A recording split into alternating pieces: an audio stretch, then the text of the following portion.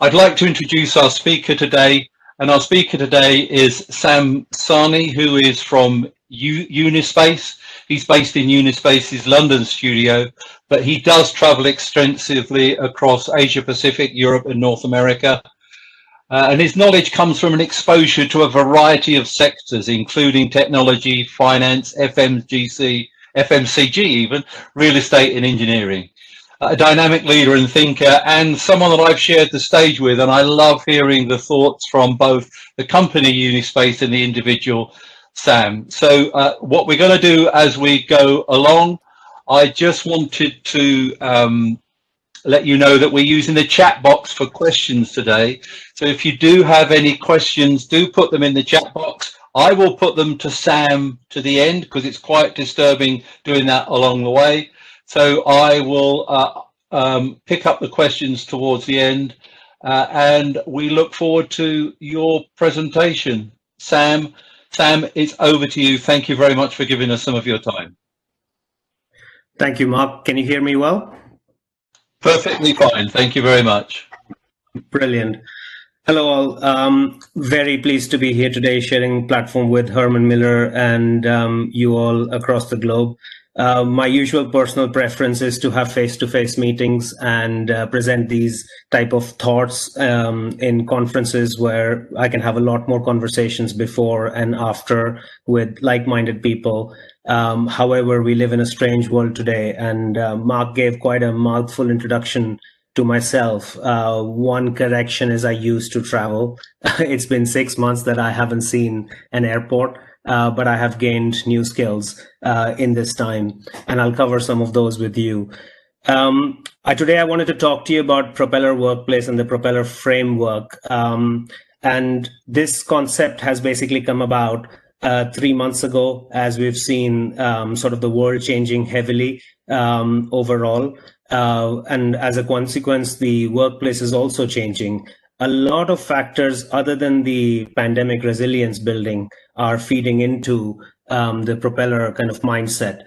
There was a time around sort of March time when different countries start putting lockdowns in place, where we were all scrambling around to get our people working from home or a preferable safe third location. And about a couple of months after that, we saw a huge shift in organizations thinking of how they can get their people back into work. And some of you will remember there was all the hand sanitizer and mask mania. There were floor plans being done with a view of implementing social distancing. And an assumption was that initially 30 to 40% of the workforce could come back. And that's what organizations were planning towards. But over time, we realized that the pandemic was there to stay a bit longer than what we had originally thought about.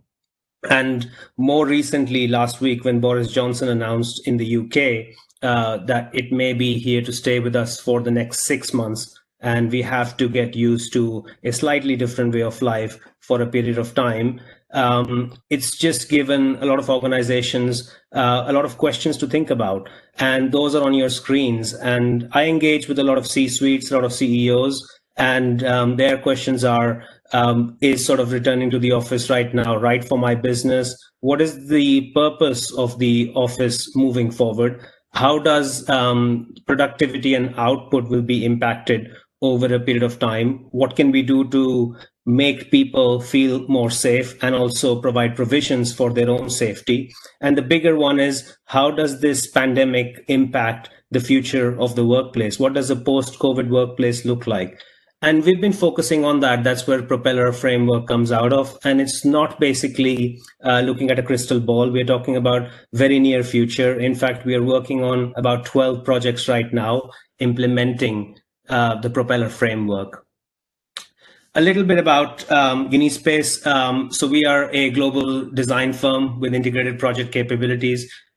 We work across the globe, and I've been very lucky to basically have traveled different parts of the world, implementing different projects, seeing different cultures. All of them are enjoyable in their own way. A project done for an organization in London versus Midwest versus Australia and New Zealand area can have very different impacts in terms of the project journey itself. Although the vision, the process might look the same, but the end result varies slightly, building that cultural variations. And a part of my role is not just kind of advising C-suites on strategy, but also to actually look at their businesses and have a lot more enterprise-wide conversations. I have been quite lucky working in a framework at Unispace where we provide sort of fully integrated service. We call it Think, Create, Make, lack of a better word, strategy, cutting edge design, and construction. So have had the opportunity to see the issues from an end-to-end perspective firsthand. And that's where also some of the post-COVID thinking comes about. And all of that is backed by data. So all the numbers you see on the presentation today have a lot more data behind them. For the sake of the presentation, I have tried to mellow them down a little bit. But here you see a digital dashboard on a platform we've done for our key client, Boston Scientific, who contacted us around June time to carry out sort of global engagement. They have 85,000 employees across the globe. Some employees are office workers, some work in labs, some work more in industrial type of situations. And they wanted us to kind of cover the perception of their 25,000 odd office-based employees across the globe. We did this survey in 7 languages, had about 13 and a half roughly responses, 1,000 responses in less than 4 days, which demonstrated a lot of eagerness of employees wanting to put their kind of perceptions out. And it was all related to sort of remote readiness. And what we really saw was the requirement or the need, as employees stated, for home working had increased a lot during the pandemic, because all of us have learned new skills. We have unlearned some old skills. A lot of cultural connotations have been broken. And we use this information in terms of how much would you like to work from home or a third location going forward. Pre-COVID, it was 13%, around sort of 3 odd days a week, which went up to 48. And even the requirement or perceived requirement or request to work from home 1 day plus moved up from 42% pre to 89%. And we went into the detail of the data for the office-based employees and began to understand what is their perception around working from home. Of that people, how many people's role would be suitable to be able to do that? And they also had managerial support. And we started to devise sort of various personas, which a lot of you are used to, but we kept them very simple. We had homers who would like to work from home, not all the time, average 3 days a week, sometimes 4, sometimes 1, depending. Their roles were suitable, the managers were supportive, and they said they're happy to share a workstation within the office when they come in. Or zoners who actually would like to work from home much less than 3 days a week, but would like that choice, but said if they had that choice, they would be happy to move to an unassigned seating system within the office. Or owners who were basically not willing to work from home post-COVID. Their roles weren't suitable according to them. Besides, they had the managerial support and they weren't ready to share a workstation. And we call them anti-agile, or in the lingo of my team, fragile. And we started to break that down into what that means for Boston Scientific overall. And we've created the Propeller framework strategy, which, long story short, Boston Scientific was going to spend $1 billion over the next 5 years on building new buildings, on capex of upgrading existing facilities. And now through this work, they only need to spend 200 million over the next 5 years, upgrading the capacity, yet increasing the experience of the people at the back of this information. And a similar sort of sentiment is coming across from different continents as well. I know there are some people from Asia back on the call. The desire to work from home, through a number of pulse surveys we've ran with the clients over a time, yes, it has decreased sort of when the lockdown hit over a period of time. And currently it sits at 43% of people saying that they would like to work from home 3 odd days a week in the future. And we've also cross-checked this data with our predictive analytics tool, which I'll talk to you about in a second. And we are looking at a figure of about 39-40% post-COVID of people's kind of willingness to deploy home or a third location as a working space as well. And the stats aren't very different for the US as well. They're sitting at about 51% of employees desiring to do that. And post-COVID, it's looking at 37%. So the global surveys we've ran with clients, benchmarked them, and then continental data is pretty much predicting that some tectonic plates have shifted in the perception, in the culture, in deploying home and learning, unlearning new skills that will change somewhat the future of the workplace. Overall, what we are also beginning to see is we've basically seen 10 years worth of change management squeezed into 6 months because of this mass experimentation. Those individuals who used to tell me about a year ago that you have to be here to be seen to be working, and somewhat the organization is very presenteeism led with a degree of command and control, are now telling me that it's the best thing that could have happened to them, and their perceptions have changed. So a lot of change, as we're seeing, is coming into it. And then how does that apply to workplace evolution? This is my interpretation. Since the sort of early 90s, we've seen different workplace models come into play and being evolved.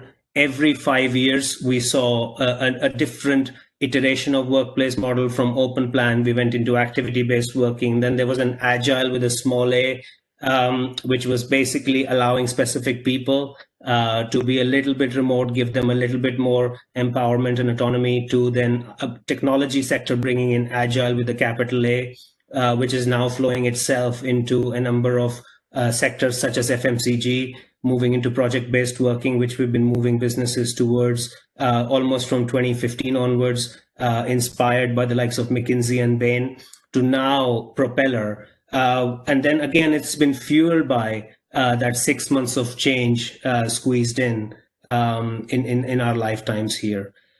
And that has kind of given us the bare bones of Propeller, and it's a framework. Propeller is not a solution. It's a way of thinking that can be deployed to different locations in different ways. And it's basically got three components to it. How we work. A lot of you might be familiar with some of the bullet points here around sort of what is the vision and the expectation of the organization, what it wants to achieve, what is its growth plan or where it wants to go, to actually identifying various personas they're trying to attract, how people run their processes, what investments are going into technology. Where we work has basically been in the picture, but now it's become pretty mainstream. Around sort of previously, I've been talking about destination workplaces, of how organizations need to build workplaces where employees love being in, not have to be in. How can we actually look at flex solutions? I know there are a couple of people here on the call who offer those. And then also home or a third location, a micro hub or a spoke. How does that add a dimension in terms of a place where people can work?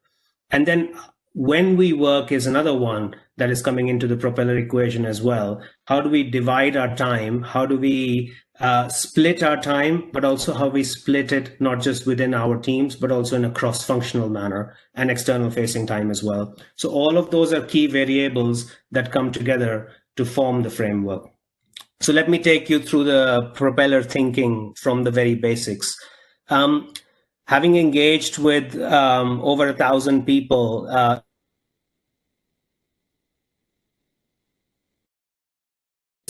the pros and cons of either working from home or working from the office. And a lot of you will resonate with it.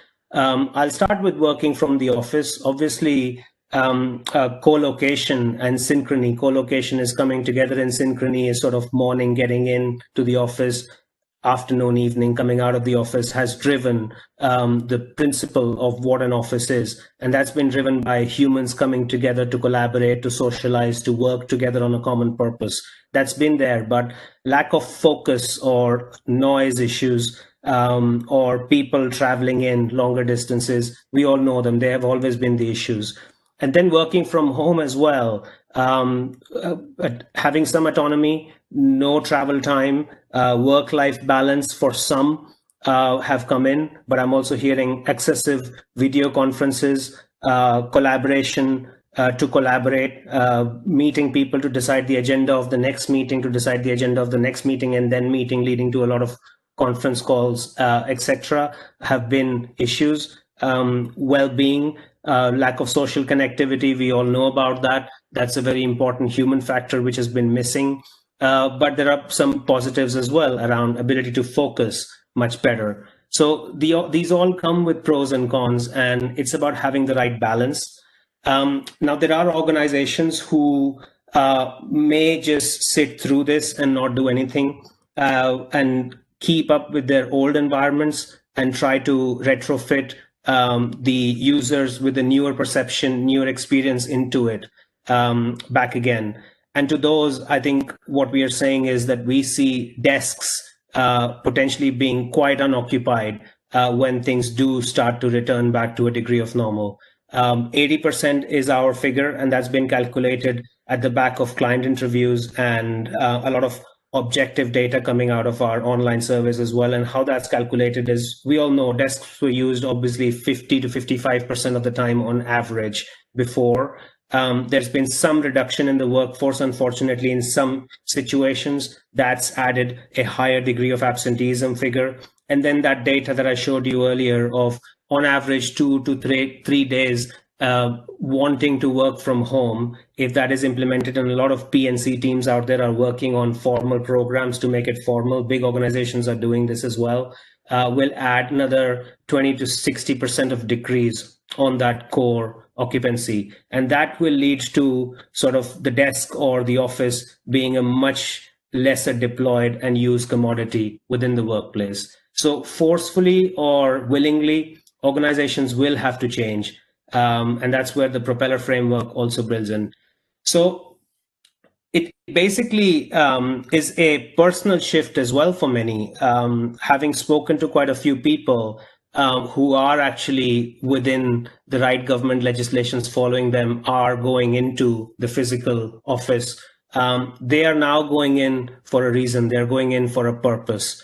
Some people like me are actually going in to focus as well, because we have young kids crying at home and it's difficult to focus. We do need a bit of a break from this constant monotony. So that is a purpose within itself. But a lot of people are actually going in for face-to-face interactions, because virtuality, fortunately, will never replace actuality. So the office is becoming a place for purpose and outcomes.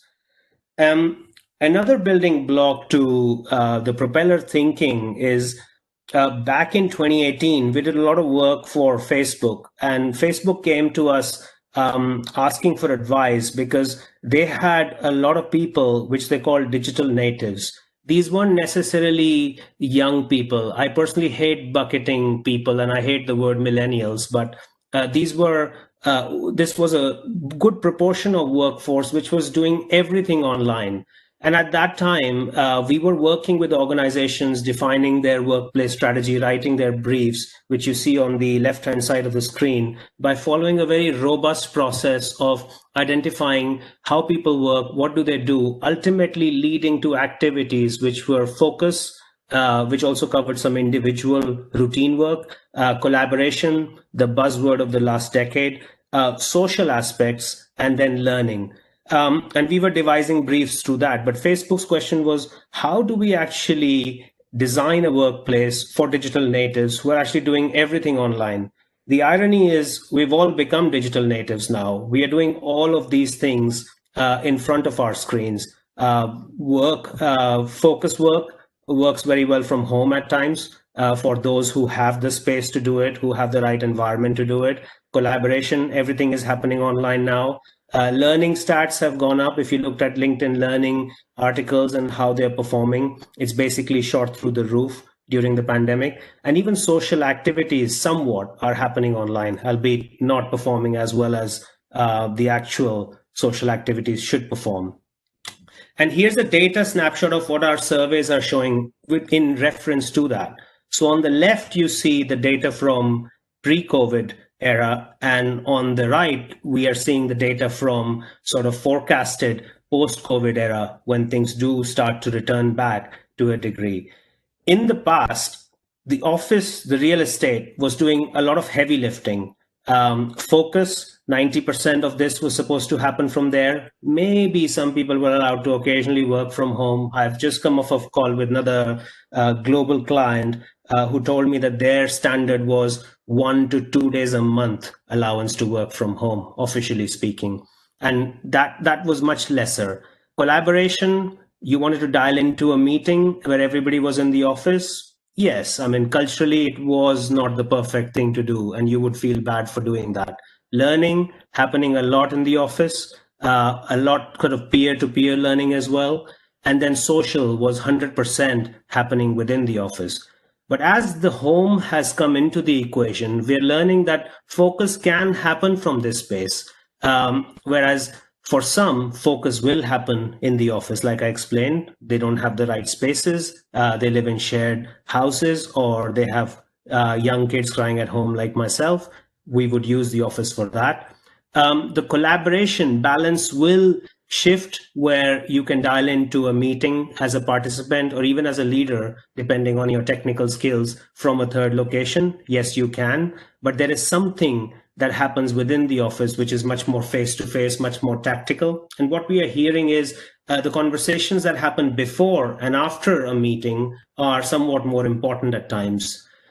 Learning, we do think that there will be elements where scheduled learning will happen from home, but learning which is happening through constant osmosis, younger people who want to be next to experienced people in the office to constantly learn, that's where face-to-face learning will play a key role from the physical workspace.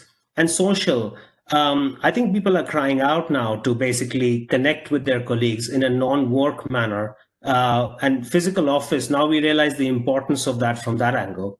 So whereas office did heavy lifting before, somewhat its weight's reduced and it goes to a third location, but it still has a lot more purpose. But that purpose is shifting. What is the shift? So I explained to you that previously we were looking at these 4 work modes, which now begun to come out of the workspace itself, the office, the corporate real estate itself, and go into a third location. But we are identifying 3 new work modes, which are basically the fans, wings of the propeller, which are problem solving, community, and innovation.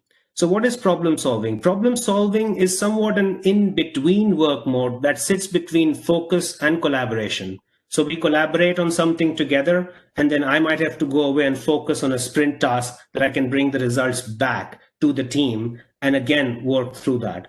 That is pretty important. Innovation is something about sort of co-learning and collaborating. And that is a work mode that we are missing at the moment in the world of virtuality. And obviously community, which is much more sort of face-to-face interaction, is missing. So where these work modes were driven by propelling the business forward, the new work modes in combination with the original 4 would be much more experience driven. And that's what we are working on with many organizations in the future. Now, here's the trick. The data that sat through before pre-COVID was actually identifying space types, kit of parts, different types of menu of settings, whatever you want to call it, driven by the original work modes which were propelling business outcomes. But in the new world, where we are talking about these new work modes in addition to the old ones, the exercise changes on identifying them. And that's where we are reinventing some of the processes to start to discover what degree of problem solving, innovation, and community building needs to come into play, and how does it come into play. And I'll show you an example of that. But one key point to mention here is that different sectors have different biases for each of those 3 new work modes. So organizations like finance, legal, accounting, utilities, construction, government, and publishing are a much more sort of problem-solving bias driven. And our data is showing that. Whereas organizations like biopharma, tech, manufacturing, they're much more innovation bias driven. Doesn't mean that they don't have requirement for other work modes. They do, but their requirement for this mode in the physical workspace is what is about to propel the business forward. And the same thing for consulting, media, property, and insurance. They're much more community bias driven. And what this means is the requirement for new space types that will come into play in the physical workplace, in a post-COVID workplace, are going to be much more biased towards these stronger new work modes. Then comes the question of, so that's all great, that's all conferencey theory, sounds brilliant. How do you implement it? And that's what we've been working towards a lot more in terms of that translation into what it means in form of a solution. But what we are realizing it's all about curated experience coming into the physical workspace. And the trick is pretty simple. It's not rocket science. What we are doing is we are working through the kit of parts, the menu of settings that used to define just the 4 previous work modes to now define the 7 new work modes, with the 3 propelling them in the future. We are deconstructing and reconstructing some kit of parts to come together in a slightly different manner. And furniture is a very important proponent of that. So let me give you a little bit more kind of detail around that. So here you see 2 floor plates. One is sort of these same floor plates, same client. On the left is sort of pre-COVID. On the right is the Propeller concept. And 128 desks supporting X number of people, most likely 128 in this instance. And on the right, you see how it propels itself. The first thing is the client was over 2 floors here, and in the future, they just need 1 floor because they're deploying the power of that 3rd location to support certain older 4 work modes much stronger. And here as well, you begin to see areas that are slightly designed differently through broken kit of parts, where you see a lot more sort of innovation zones, a lot more problem solving areas, and a lot more sort of community zones coming together. 3 different work modes. Let me show you in a little bit more detail here. That's the arrival part. 1, as you enter, is sort of a curated concierge. It's touchless. The digital experience here tells you a lot more as to what's going on. You can go straight into a community-driven area, which is sort of pro-working. There are a lot of settings designed here which work towards creating a degree of openness. There's a lot more learning here. And as you go back, spaces start to open up or distribute themselves into supporting different work modes of innovation. At the back, there are spaces such as desks, etc., which people can use to focus on, but actually you go into the office with the purpose of joining up a community, participating in that innovation and problem solving. A little bit more detail to give you a complete picture. So that's the community zone around sort of pro-working area. There are spaces for learning. There are spaces for actually collaborating in a different way, spaces where you can dip in and connect with people at home. That's the concierge that you arrive, and outside space as well. In terms of innovation, innovation is something that is kind of driven by learning, which happens in a different part of the floor plate here, but coming back and collaborating with your team. So there are flexible spaces, standing spaces, write-up areas, collaboration spaces, open spaces where you can dip into collaboration, flexible project rooms, and also library area that supports that way of working, which is new kit of parts coming into play. From a problem solving perspective, problem solving is all about sort of focusing on something and then going back and collaborating on the outcome of that. And that's what you see in these different zones. So what I'm showing to you here is a number of thoughts that can be applied into a particular project for an organization in different ways. And it's all about identifying what level of those 3 propeller work modes are required and which kit of parts driven by furniture and construction parts come together to help resolve that. These are some of the visuals, and they're very basic, but they define a key stakeholder I have, his vision of how actually people could be in the office and also how people could continue to work from home and join that collaboration if required. And moving forward, there is a bit of a vision around sort of side-by-side working. I could still choose to be in a 3rd location, but be with my colleagues for a longer period of time than just a standard 1-hour conference call to co-create, to share something. So it's about giving people that choice and empowerment for them to decide if they do want to come into the office. So how are we going about supporting that? Space utilization studies in today's world are sort of not the best tools, as you can imagine.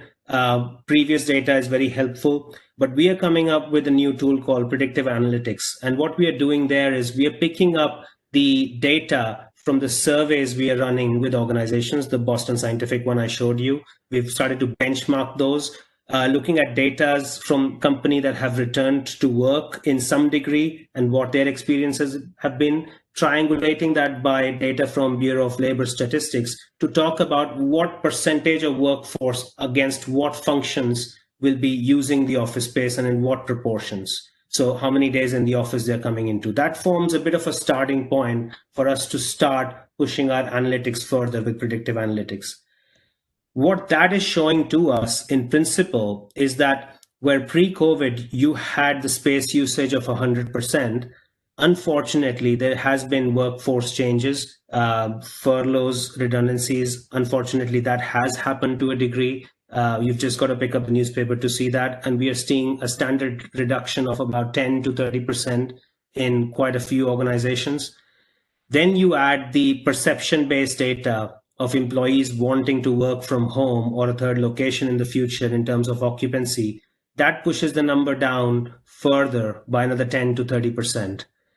Then add that back in terms of the space required for the new Propeller work modes. Although you may need lesser space, but imagine you defined new spaces to problem solve, to create communities, and to innovate. And that adds a slight more demand on the usage of space. And that gives you a picture. And ultimately, that picture is demonstrating a 10 to 30% of reduction in space on a single site.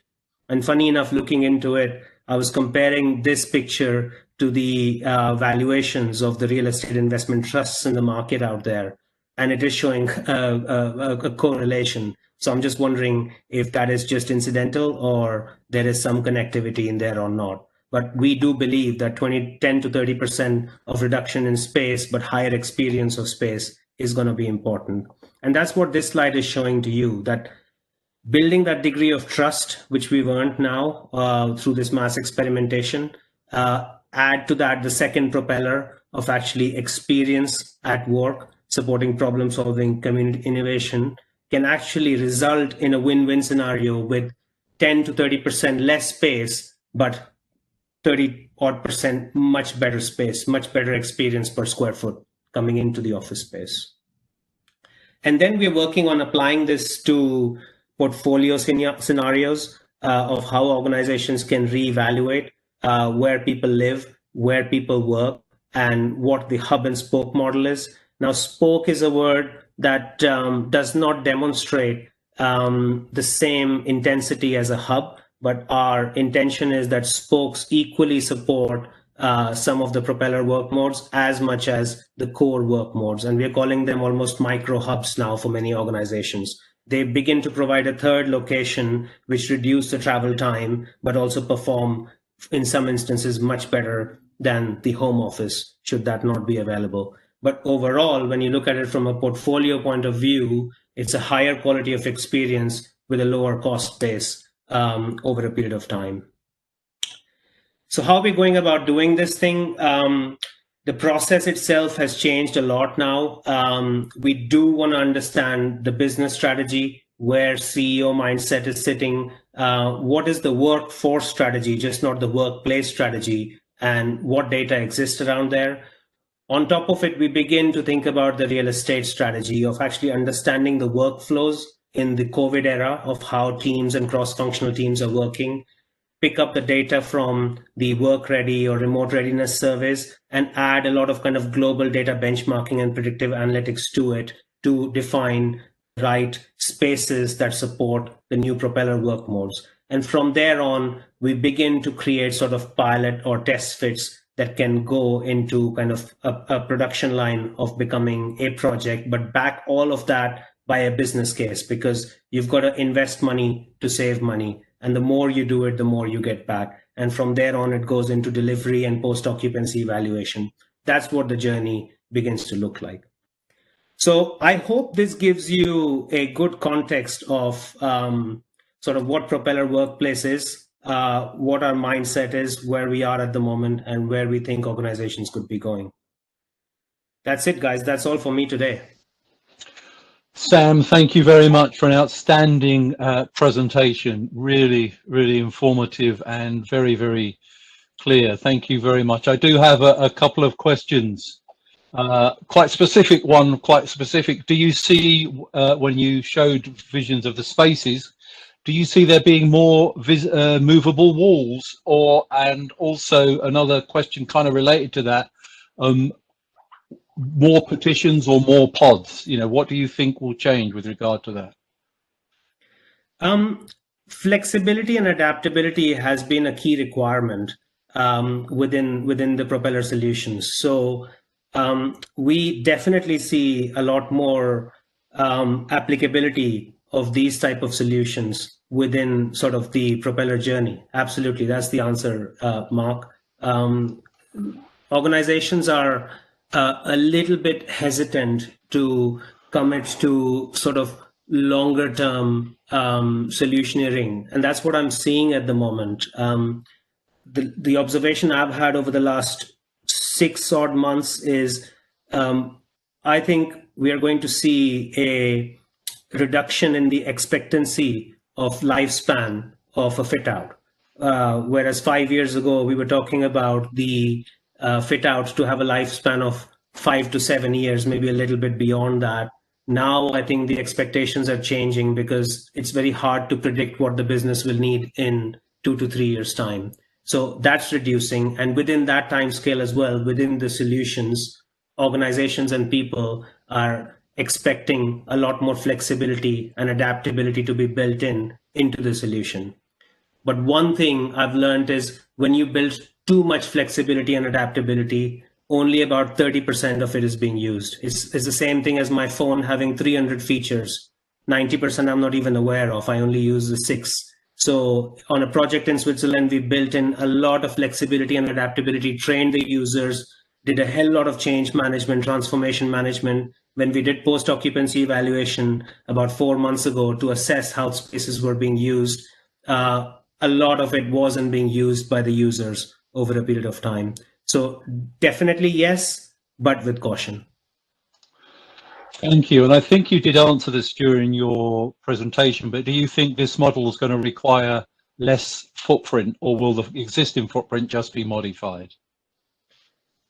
We are seeing the application of the Propeller thinking, the Propeller framework in different ways for different organizations. So this is what I have to constantly caveat and remind people of. When you see those floor plans, you begin to think, hang on, do I really need to squash everything and rebuild it? That's not the case in about 50% of the projects we are doing. We are seeing sort of thinking being applied in different percentages. And yes, where organizations have gone sort of full steam and said, let's pilot it. In those instances, yes, we've seen about 10 to 30% reduction in space, but also from a POE, 10 to 30% increase in the experience feedback. Yeah, and one person was actually surprised. He still thinks that's quite low, and he would thought you'd be saying more like 30 to 50% reduction in space. That's absolutely right, and that's my intent as well. I think where we are in the journey with this thing, we are still at pilot and maybe application of 2 or 3 sites out of 10 for a particular organization. But as they begin to learn and people start to adjust to this way of working and they start to apply it holistically, absolutely, it could easily reach about 50%. One organization I'm working with is a global accountancy firm. I won't be able to name them, but we are talking to them about reducing 28 offices down to 5 through Propeller application at a mass scale. And in those instances, I'm hoping that we might see a better ROI to the organization, but a much better ROI to the individuals who work from them, not just from a financial point of view, but also from a non-financial point of view. Thank you. How has the model, the Propeller model, been received generally by the CEOs or the SCOs? Has there been resistance or a clear understanding of the benefits? There has been a lot of acceptance actually towards this way of thinking. I think the feedback we've had is that you have encapsulated what we've been thinking in a clear, concise manner. And those CEOs, CFOs are looking for those opportunities to now begin to implement it especially in sorry, I'm getting a message on the screen. Especially in instances where there are opportunities such as either lease ends or they have the opportunity to sublet the space. I think that's where the application is being kind of considered first, and they want to see it being applied. They want to see the POE results, but they're definitely willing to move forward with it. Thank you, Sam. Has there any thought been given to the long-term physical and mental health of working from home, either during the Propeller workplace process or even from Unispace generally? Absolutely. I have a personal view on this as well, Mark, which might sound quite strong. I do not think any extreme is good. And we are beginning to see from our own application of our own team of people feeling much more isolated working from home 5 days a week. So what we are using, I am trying to avoid the word remote working. You may have seen, I haven't mentioned that word much. I think the word we're looking for is balanced working, where people should have the choice and the empowerment to work from a corporate office, which is not dead, by the way, or a third location, be it home or a flex solution that the company may prescribe to. Definitely, it comes at the cost of mental health and well-being, especially for those forced to work from home for a very long period of time. Not healthy. Thank you. And as you've mentioned co-working spaces, our friend Ronan has asked you the question, what are your thoughts about the future of flex operators and co-working spaces? That's a separate call Ronan and I need to have. What are your thoughts generally, though? That's, do you think that that world will change drastically, even if you're not going to be too specific? I think only that world is going to become more competitive with a bunch of landlords entering that space as well. So I think we are going to be seeing the co-working operators really up their game, which is going to be great for the consumers. So I'm really looking forward to that time now. Thank you, Sam. I hope you don't mind me carrying on with some more questions because you've got a few. Is there a danger with COVID that people will be less likely to want to hot desk and they want to own their own desk in addition to a home office? And therefore the savings in space might not be realized that you've been promising us? It's a very interesting question. And it's one of those questions I think I've answered the most in the last 6 months. The experience from facilities management's heads of real estates, I'm quoting those experiences. According to them, an owned desk is much harder to deep clean twice a day than a shared desk operating a clear desk policy across the workplace. And that's the physical truth of where we are. So environments like ours, where we've operated concepts of borderless working in Unispace's offices in London and Amsterdam and other locations, our ability to deep clean the office twice a day is much higher compared to the offices we used to have 5 years ago, with shared desks with a lot of paperwork and personal memorabilia, which cleaners hesitate to touch. So I'm sorry I'm speaking from very basic level, but that is the truth of what it is when it comes to practical cleansing. So that's my view on this, Mark, that I do believe that shared environments are statistically much better and safer than owned environments. Yeah, I was thinking actually when you were showing some of those images, I'm finding myself I have to stop and think it is not now, it is the future. When you see people sat really close to each other, your immediate reaction is move apart, and you kind of think, hopefully it won't be long before we can sit that close together to like we used to in some ways, because that's still going to be important. Can you highlight this is from Simon Ward, can you highlight areas where companies see the need to upscale services or introduce new services? Services in the sense, Mark, that would be sort of curated experiences, technology. Simon hasn't been specific. Okay. I think there is an underlay in Propeller around us heavily engaging with additional work streams or creating work streams where there aren't existence to talk about how hospitality layer can be added, or technology layer can be added to enhance the Propeller experience. So absolutely, yes, that will underpin a much better curated experience for the end user when they're going in for a specific purpose into the office and connecting much better with their colleagues than they had ever before. Thank you. Do you see an increase in sensor and desk booking systems to allow a controlled use of the space? It would be definitely much more applicable, as I mentioned about technology, but I think it won't be focused around the utilization of space. It will be more around sort of wayfinding and ability to connect or find the right spaces when required. So I think it will move away from the efficiency mode into increasing the effectiveness mode of the workplace. But definitely, yes, it's a part of the technology layer.